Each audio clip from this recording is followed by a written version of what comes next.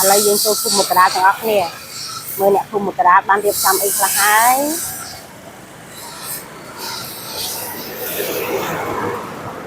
នេះចូលតាមច្រកសុយត្រីបងប្អូនអរគ្នាតាមមុនផ្ទះលោកកាទៀវសុយត្រីតែឥឡូវត្រូវបានបដូរឈ្មោះហើយថាបងប្អូនអរគ្នាព្រោះអីអ៊ំគាត់បាន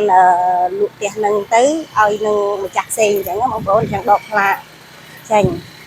ចឹងយើងមើលតាមផ្លូវមករាទាំងអស់គ្នាឥឡូវខ្ញុំថតឲ្យបងប្អូនមើលប៉ុន្តែខ្ញុំថតវាអត់សូវនឹងអញ្ចឹងបងប្អូនថ្ងៃនេះថតដៃនឹងឲ្យបងប្អូនទាំងអស់គ្នាមើលម្ដងមើលអមសងខាងផ្លូវមើល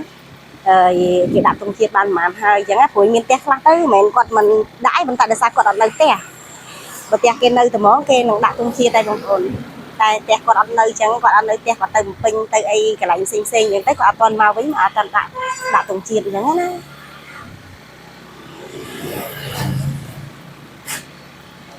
ឃើញថាមានអ្នកដាក់ទង់ជាតិបានច្រើនហើយដែរ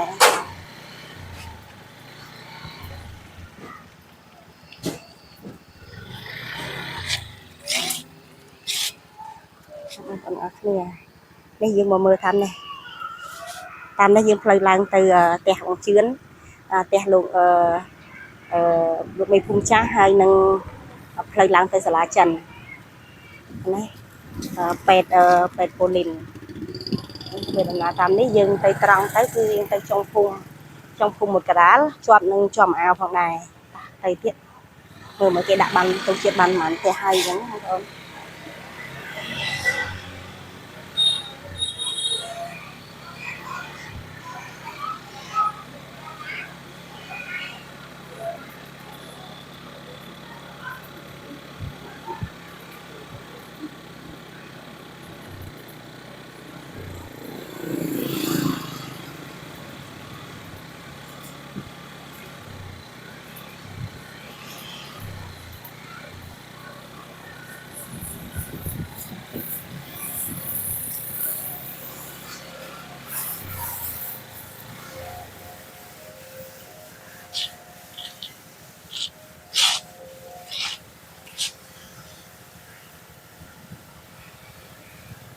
ផ្ទះលក់កាហ្វេនៅកុំភ្លេចផ្ទះលក់កាហ្វេ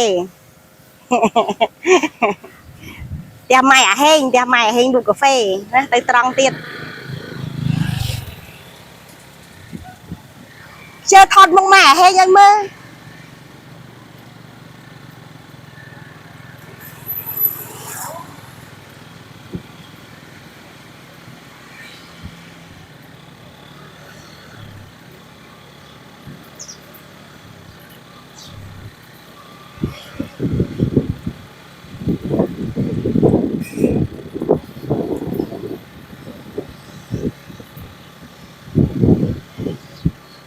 មានស្លៀក